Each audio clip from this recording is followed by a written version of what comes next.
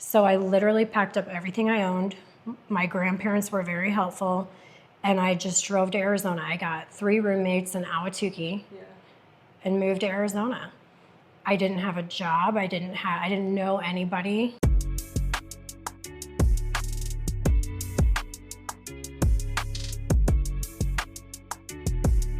Welcome to episode 74 of The Real Deal. I am your host, Janine Igliani, with my co-host, Ryan Hatcher. What's up, guys? And our guest today is Angela Kiernan. Angela is a dear friend of mine, but she's also an amazing title rep. And I think you are one of the best in the business, Angela. So thanks for being here. Thank you guys for having me. Yeah, this will be fun.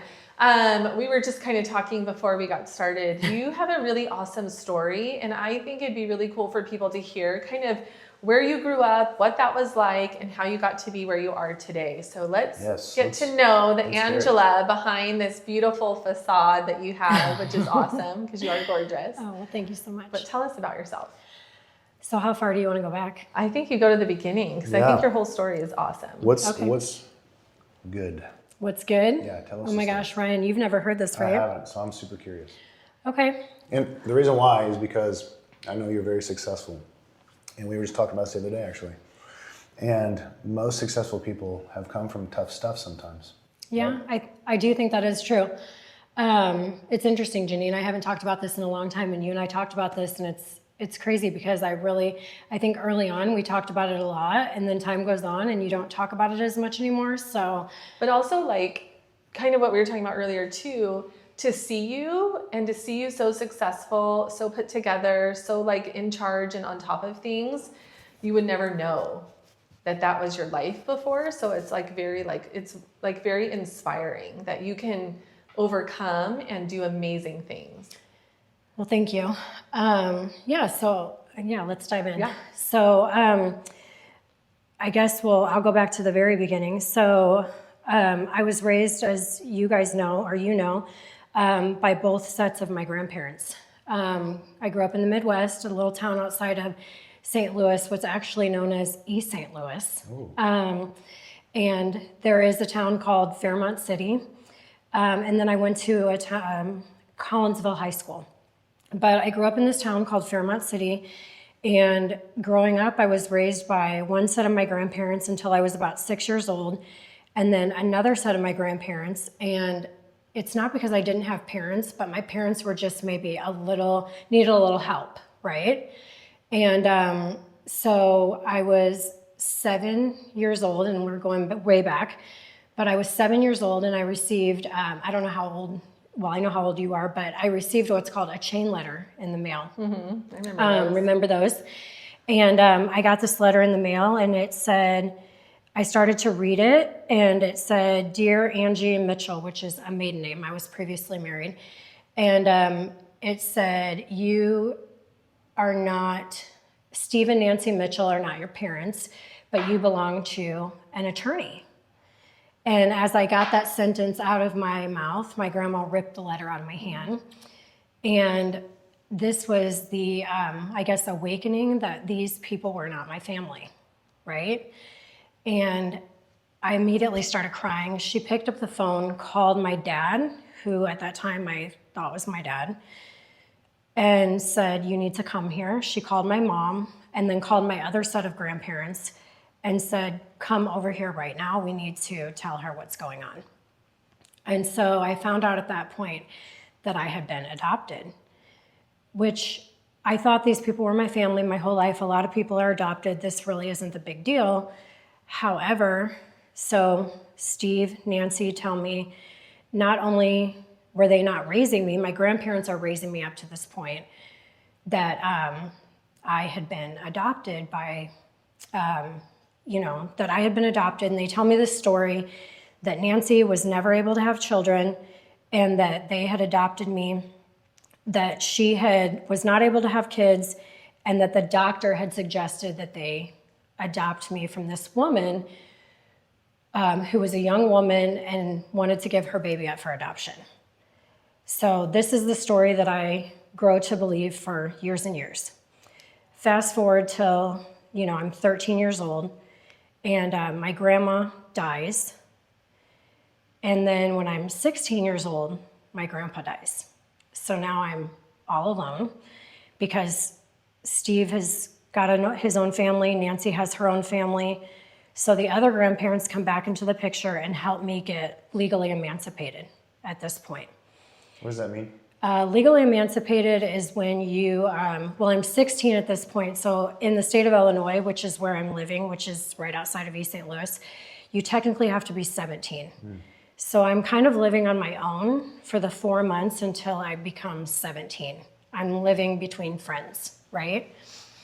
And so my other grandparents are living in Florida. So my grandparents come from Florida when I turned 17 and helped me get legally emancipated, which means that you can live on your own as the legal adult at the age of 17. So I get an apartment, I go to high school, I live as an adult to be a senior in high school.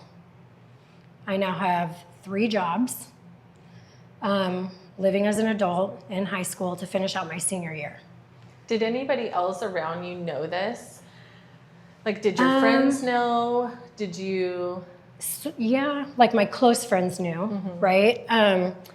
The crazy thing is that it's so crazy because I remember this, and it was so embarrassing at the time, but I was getting $97 from the state of Illinois because my grandfather had died and they were my legal guardians. So I was getting $97 to help me pay my bills. Per month? Per month from the state of Illinois. So $97. I was living on my own. I was doing some program at school. I don't know, I think they still do this for kids now to where you could go to school at 5 a.m. and leave at like 10:30 or 11. It was some co-op program. I was working at a job that paid me, I think, $5 an hour, which obviously back then $5 an hour was something, right? And then I was bartending. And my friends who did know were, so back then my friends were allowing me to bartend on Thursdays and Saturdays. And I was making, some money bartending. And then I was also working at a golf course too during the day, driving the beer cart. Wow. So I was working crazy amounts of hours just to pay my bills, just to make money. And my grandparents were also helpful, but then I was able to get a scholarship and a grant to go to college, when I graduated high school, go to school, and that's kind of how it started. I mean, I was living on my own, going to high school, paying my own bills, and so fast forward, my friend's mom, Pauletta, who ironically enough, my girlfriend Tiffany, she lives out here now in Desert Ridge. She was constantly trying to help me find my birth parents. And with no such luck, right? I mean, this is, I want to say 1998, 1999, something like that. We didn't have the capability that we do now. And so I put myself through college. And then when I turned 21, 22, something like that, graduated college, we just didn't have the, things just weren't the way that they are now. So you kind of always are who you are in the Midwest. You kind of always are. I just didn't have the family name. I just didn't have the ability to do the things there that I did somewhere else. So I just decided I'm going to move to Arizona. So, I mean, it sounds kind of crazy, right? It sounds like I didn't know anyone out here. I didn't know if the opportunity was going to be here. So I just packed up everything that I had and I said, I'm going to move to Arizona. I worked at this golf course. Like I said, I was working 3 different jobs. And I said, I'm going to move to Arizona. Some lady at this golf course, she said, you need to move. You have to get out of here or else you're going to end up barefoot and pregnant. I mean, that's exactly what she said to me. She said, there really isn't a lot of opportunity here for you. And I said, well, where should I go? And she said, you have to go west. And I said, California? And she said, no, Arizona. It's new, it's cheaper, you can afford Arizona. And I said, okay. So I literally packed up everything I owned. My grandparents were very helpful. And I just drove to Arizona. I got 3 roommates in Ahwatukee and moved to Arizona. I didn't have a job. I didn't know anybody. What year was that? 2001. So how did you find the roommates? Ironically, online.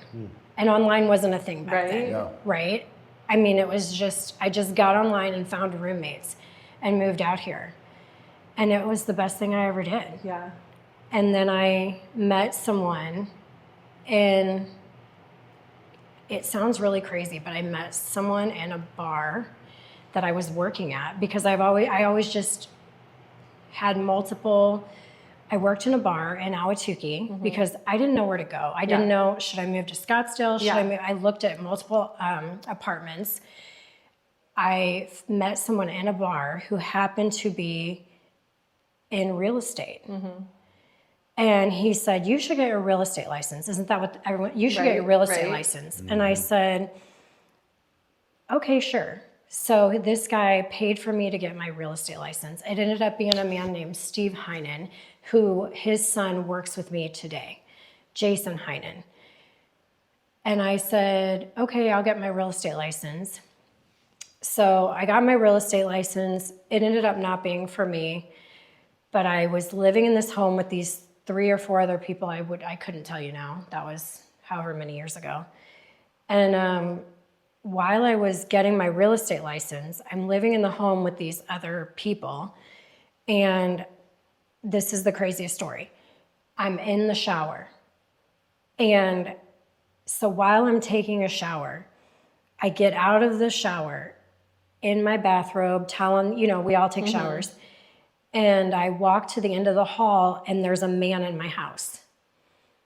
And this man holds up his business card like he's a police officer. And I said, who are you and why are you in my home? Well, the home happened to be on the market. The people we were renting from were selling the home.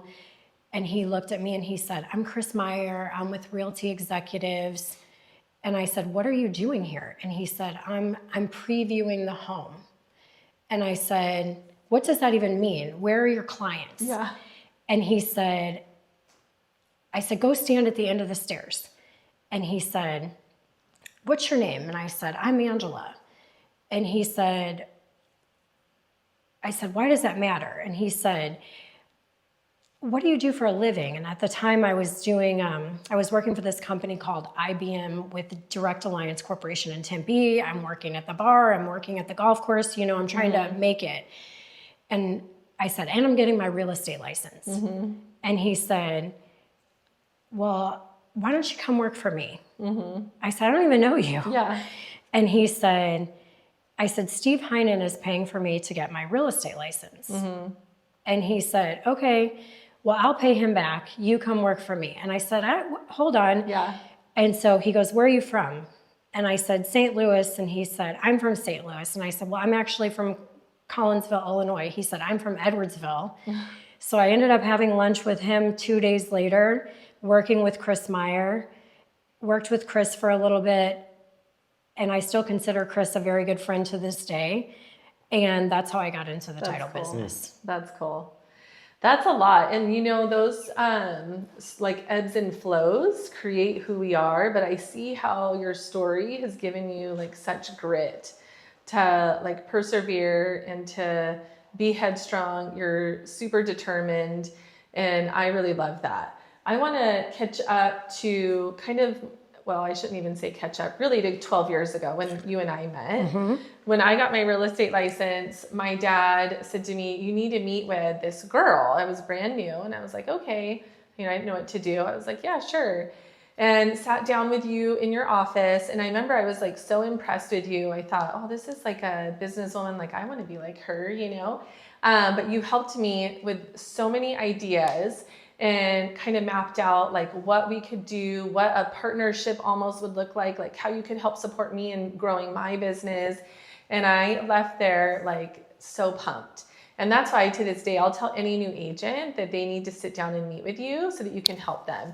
I think what you're really good at is kind of getting to know the person. What are their interests? What do they like? And then helping them find a pathway in their business that's going to bring them to success. So I love that. And I think one thing that I've always prided myself on is that, and I always say this, we don't product puke on people. We like to take a more consultative approach because it's not one size fits all. totally. And so we don't like to, it's not about the shiny object. It's really not about the latest and greatest. Right.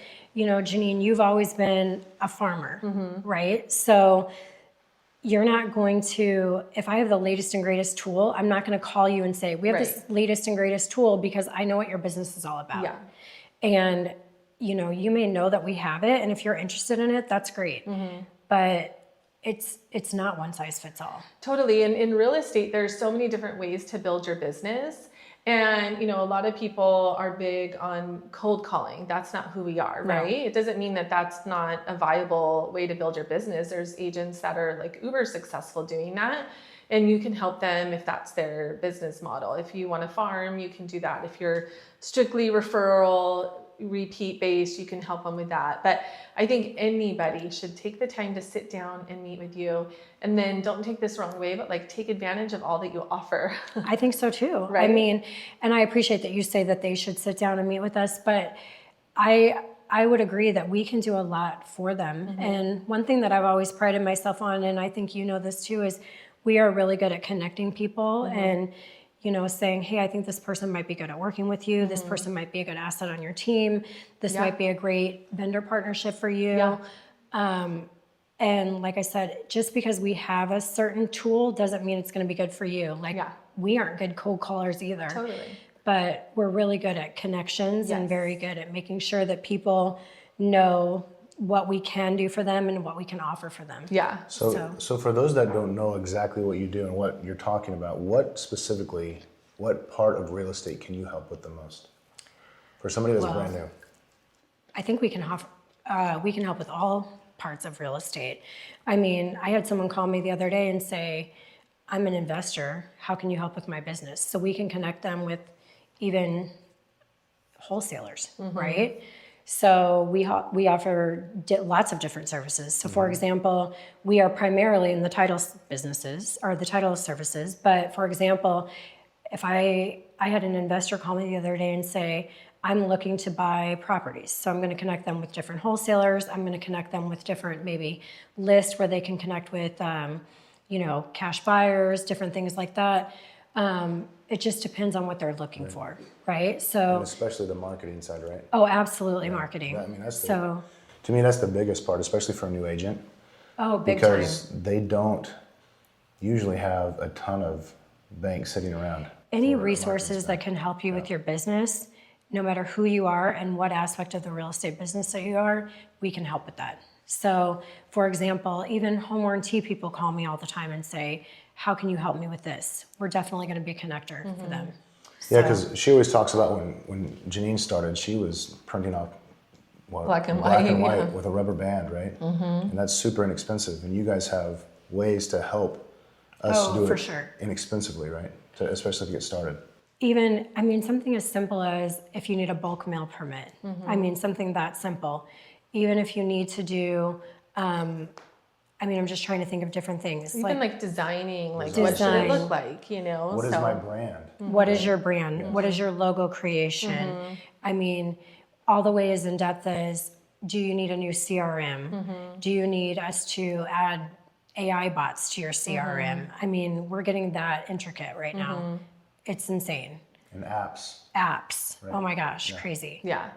Can you explain in simple terms, what is it? What is title? What is escrow? What does all of that look like? So here in Arizona specifically, right? Because it's different in different places across the country too. So we are a title company who we make sure that you have clear title, right?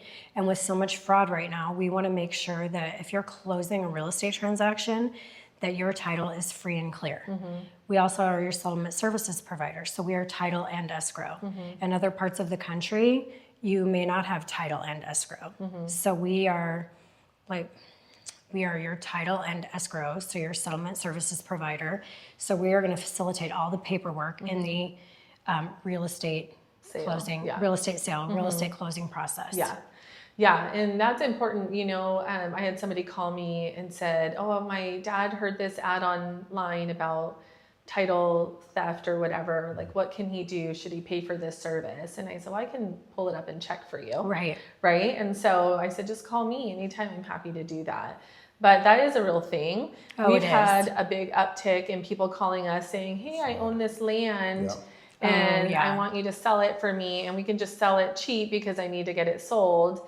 And come to find out they're not the owners. They totally lied and were fraudulent throughout the process. And there's been times where it's gotten close. I've heard agents where they've gotten all the way to the finish line and come to find out, oh no, this isn't the real owner. Big time. Yeah. We're seeing so much of that right now.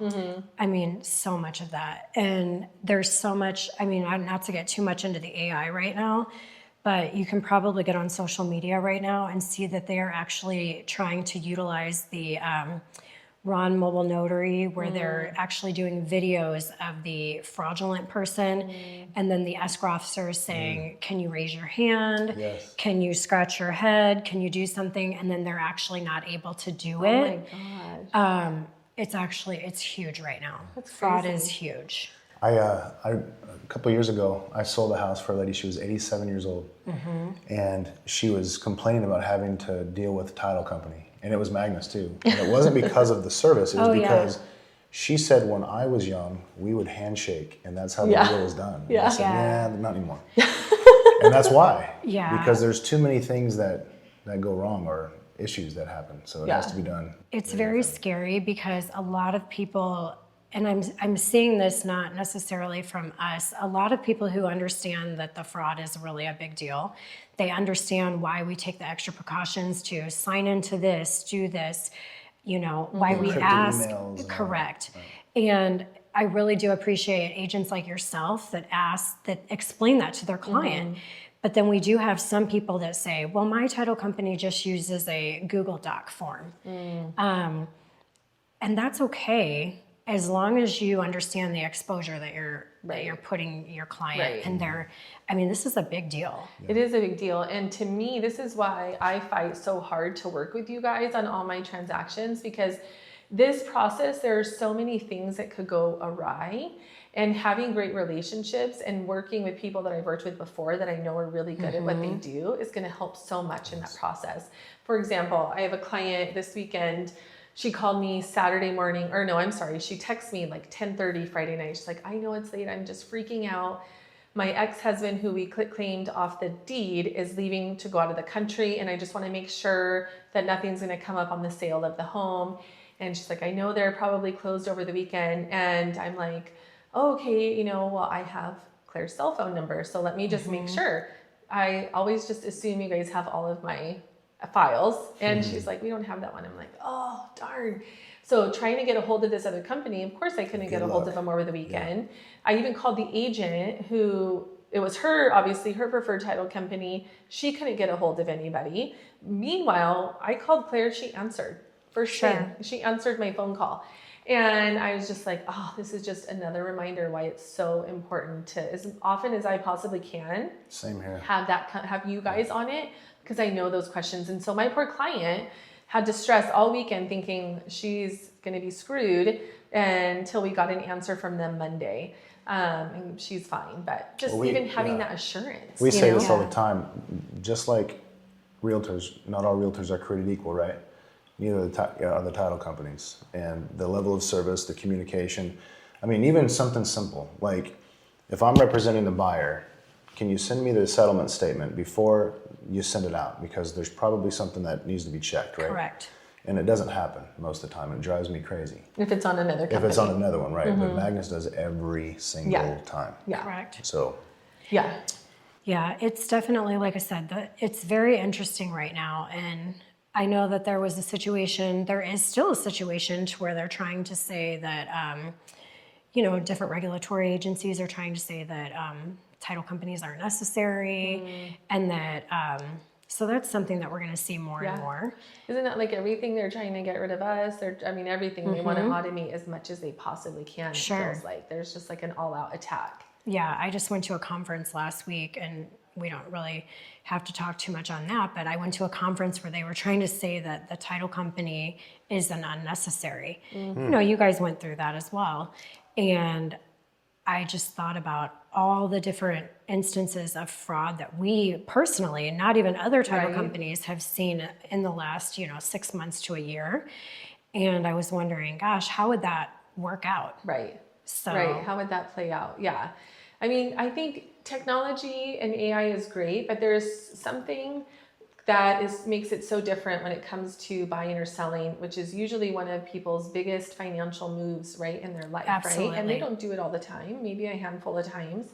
So having somebody that can guide them through that process, that can help them with what to look out for, what pitfalls, make sure their financial interests are protected. I think that is so valuable.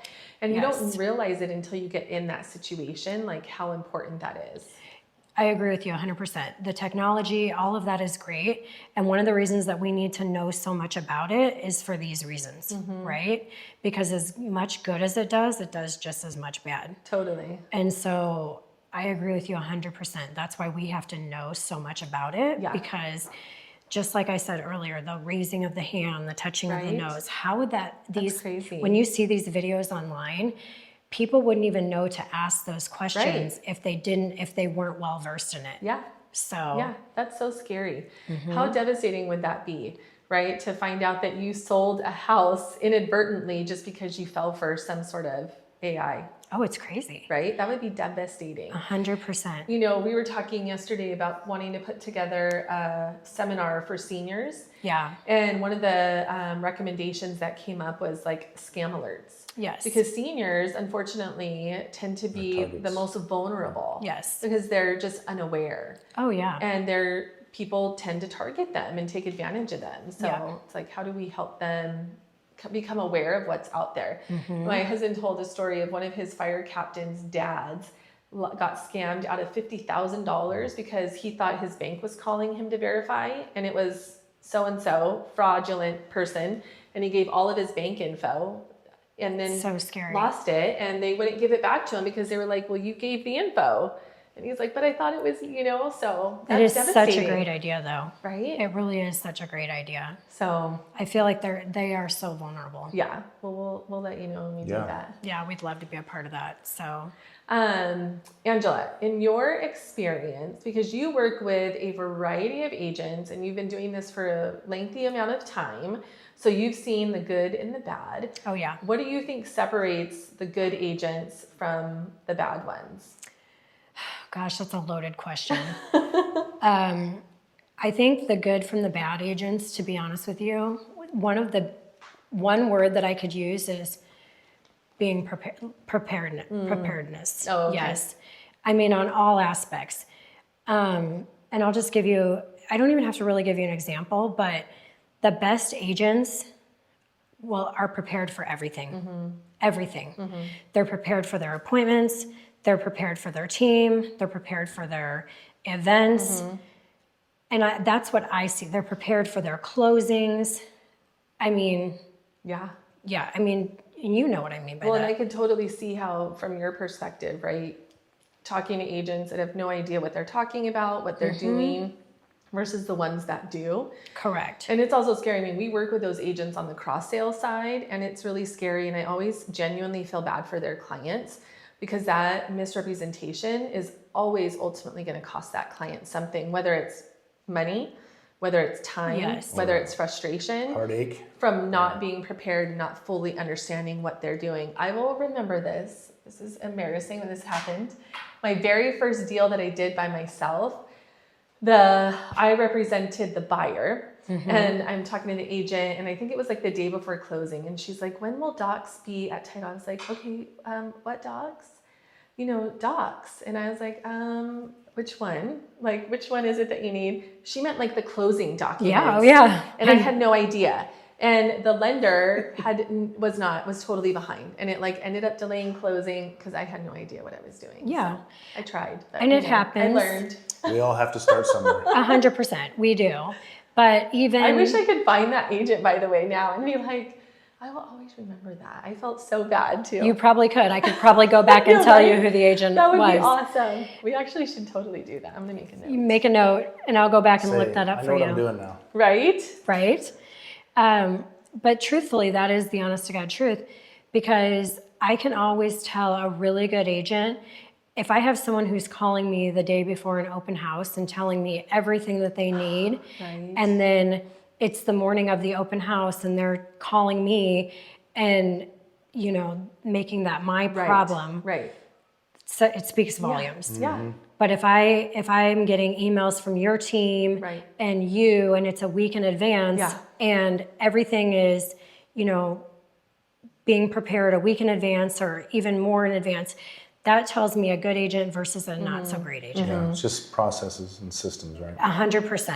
And that's also the benefit to a new agent coming on a team, because now they get to be with an experienced team that has those processes and systems in 100%. place so that they can follow, versus trying to go out and figure it out on their own. Yeah, It is a big, big world, and there's so many options out there. It's very hard, and I think us as realtors very much have a tendency to have that shiny object syndrome. Should I do this? Should I do that? Should I do this? But when you can get with a team that's already done it and figured out a process that works well, and if that aligns with you, you're going to shoot yourself to success so much faster than Yes. trying to go it alone. Oh yeah, Sorry, I Ryan. can't even imagine Right? starting off by yourself and doing it solo. Right? Especially now. Yeah. Especially in the climate that we're in now. Mm-hmm.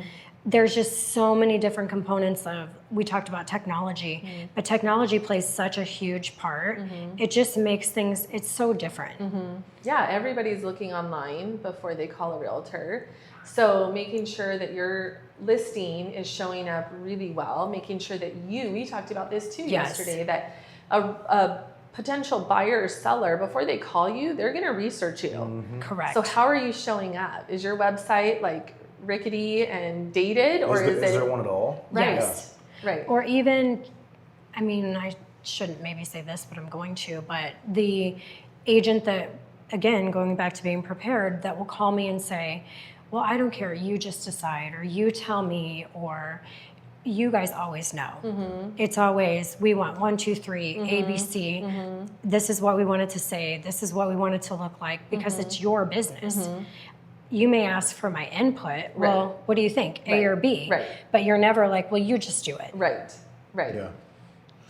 You have to put your personality and flair into it. Sorry. Well, I was just going to say, it kind of goes with that. One of my favorite things you guys have done for us is you've taken our logo and made it like just, I don't know, how do you say that? You tweaked it with Yeah. a little bit of holiday flair for right, every like holiday. different. Oh, yeah. Fun. Yeah, which is super fun. So we can use it on for anything. Yeah. really. Yeah, So definitely. Christmas and even like, Yeah. Just I the can't even different. think right now. Like Valentine's, Yeah, yeah, or, yeah. you know, whatever. We'll Yeah. make it, you know, add Yeah. a little, like you said, flair to and it it. just helps us continue our branding, but then personalize it a little bit. You know? Yeah, and that's what we do. Yeah. There are some people, I mean, I could go out and run 5 different teams based on, Yeah. Right. you know, I mean, not that I want to do that. No, totally. But And- you see what works Yes. Correct. and what doesn't. And so, but at the end of the day, this is what we do and this is what you guys do. Totally. And you do it very well. And like I said, it's all about your systems, your processes, being prepared. And we're just here as a support. And that's what makes a good team. Yeah. Yes. And so, but at the same time, I mean, like I said, we don't want to be the ones who are writing all the copy for everything. We don't want to be doing all of the listing appointments. Yeah. We don't want to be. And so the fact is, you guys are very well prepared. Yeah. You come to us, you know, a month in advance before Thank your you. events, if not Yeah. longer, 3 Yeah. months in advance. Yeah. And that's how it should be done. Yeah. So, Well, it helps to have that yearly planning meeting, oh yeah. which is what I would recommend to anybody. Yeah. Is every October, November plan for the next year. Yeah. And then we even started doing quarterly Yeah. planning meetings to just supplement so that we can just make sure we're, you know, breaking that up. I Right. think it's good to like look at what have you done and evaluate it. What Did went this well, work? right. Right. Do we want to do that again? Yeah, How 'cause- can we make it better? Because we've tried things that just didn't hit. Yeah. you Yeah. know, and then we just scrap it. But the ones that did, we do all the time, every Right. year. Yeah, I think that, you know, everyone tries things that don't work out. Yeah. And then, It's okay. you know, Move on. what are your best events though? Ooh. Yeah. I mean, so many. I think the cornhole is obviously really good. Yeah. That has become, we kind of joke around about it, how hard that is because it's so much work to put it together. It's so much work. I mean, it's tough, but it's so rewarding at It the is. end. Yeah. And It's we'll an talk amazing- more about that soon. Yeah. And how this one went this year. But our food drive is huge. Yes. You know? And that's, I feel like we could probably get better at bringing more community members in to help with some of that stuff and not have to do all of it ourselves. Our families, of course, are huge, right, for that. But I mean, what else? Yeah, I think, the big ones are always fun, but sometimes the smaller ones are really fun too, Yeah. like more intimate, one-on-one. I love our bouquets and brews. That was so fun. right? Yeah. For all the guys. Yeah. Ryan doesn't like me giving away our secrets. He likes to keep that one That, close to the... you know, it's okay. That's a good one though. I just remembered though your first cornhole event. Yeah. And Compared to now? Yeah. compared to now. I literally just thought of how It was much so small. it has. Yeah. Yeah, we made $2,000 on that, and it was at one of our clients' The house, houses right? that just volunteered to host it. And they were just regular boards, I think. I can't even remember. Yeah, I think so too. Yeah. Now it's So a it's big old fun. thing. But that's, to that point, that's why it's important to look back and evaluate and say, okay, what worked, what didn't work, what could we do better, take notes on those things. And also, that's another, again, benefit to being on the team. Nick, who just joined, he gets to participate in that and be a part of something that's a very well-oiled machine. Right. And that just makes his job so much easier. Well, and there's an immense amount of credibility that comes with it, too. I mean, I remember when I joined the team, I'd never sold a house. I literally had my license for a couple months, didn't know what I was doing. And the team that I was on was dissolving, and I didn't even know it. So as soon as I joined, I could say, we are the #1 team in Gilbert. Right. And to this day, I've never had anyone ask me how many homes I've sold. Not one time. You haven't? And I was shocked that they didn't ask me immediately that first time. They never did. But he can say we. Yes, I can say we. Yes. But then I also, and I don't like the make it till you, or fake it till you Right. make it thing, but I just acted like it wasn't my first one. And I wasn't being dishonest. I just made the decision. I'm going to have confidence because I know what we're doing. Yeah. They know what they're doing, right? And it worked out great. Yeah. But Yeah. Yeah. teams are huge. Like and really beyond the team, it's just finding the right people. Yeah. It could be one person that is going to pour into you and help you get to their level if they're willing to do it, and that relationship is there. Yeah. And it creates so much leverage for you guys as well. For sure. Yeah. Yeah. Speaking of, do you want to talk about the leverage that you're connected to? You know what? That's why I created the team. Yeah. About 5.5 years ago now. Yeah. It just helped, having done this for so long. I mean, obviously there's a natural, I don't want to say burnout that goes along with it, but you just need to get a little bit more help, a little bit more leverage. And so it was COVID, right? And I mean, everybody was just going through a little bit of, we were all working so hard. And Ashley, who's my teammate partner, came and she had started working for the company, and I remember that. Yeah, she had started working and she had actually come on as a sales rep. It was going to be really hard for her to, I don't want to say make it, she knows this. It was going to be really hard because we were all working from home or working, remote. And she said, "Can I come work with you?" And I said, "I would love that." I mean, who doesn't love Ashley? Yeah. And so she came in and worked with me, and I said, "Here's what we're going to do." Yeah. I said, "We're going to call ourselves the A-Team." Angela and Ashley, and it's it. not unique by any means. Yeah. We are very familiar that it is not unique. But at the time we were both working so hard. I said, "Here's what we're going to do." Yeah. And so we called ourselves the A-Team. And now we have another person who works with us. We have the whole VA team that works with us who helps us on the back end. And it's worked out really well for us. Yeah. And she brings something to the team that I don't. She's obviously younger than I am. And not but she just connects with a whole different generation. And so, like I said, she just brings something.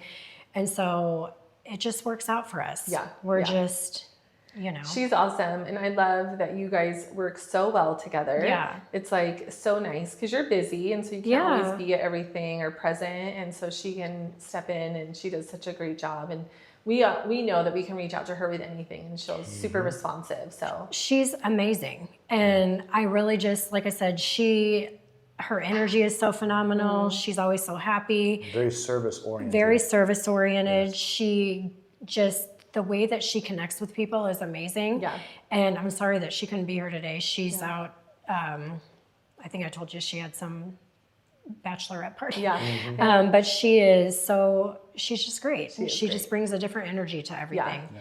And so, but I love the fact that we've made it last and made it work. And I don't see either one of us going anywhere anytime soon. Love it. So I love her. And like I said, we've added someone else to the team. And then we have our whole Virtually by Design that services us in the back end. And so that's going well too. That's awesome. So yeah. Angela, what didn't we ask you that we should have asked you? Oh my gosh.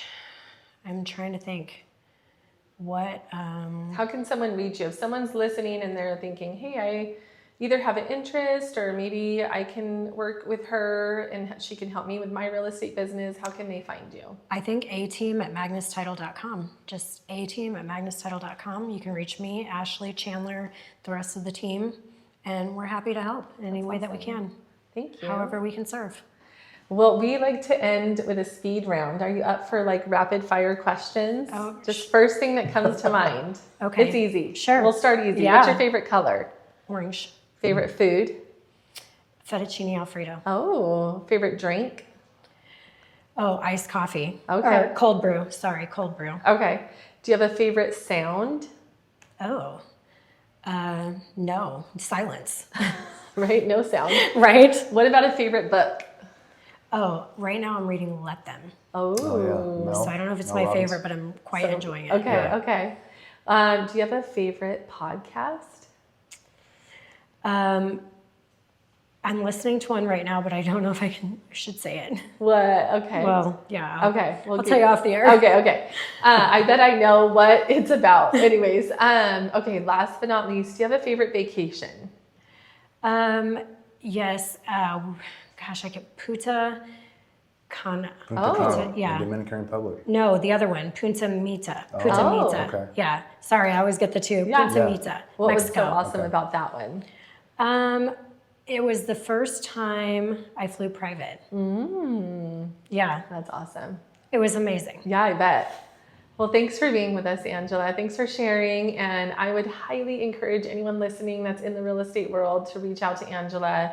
She's amazing. I think she's the best. So Thank you. thanks for Thank you guys watching. for having me. Thanks for listening to the Real Deal podcast. Be sure to like and subscribe, and you can follow us on social media at the Home Selling Team AZ.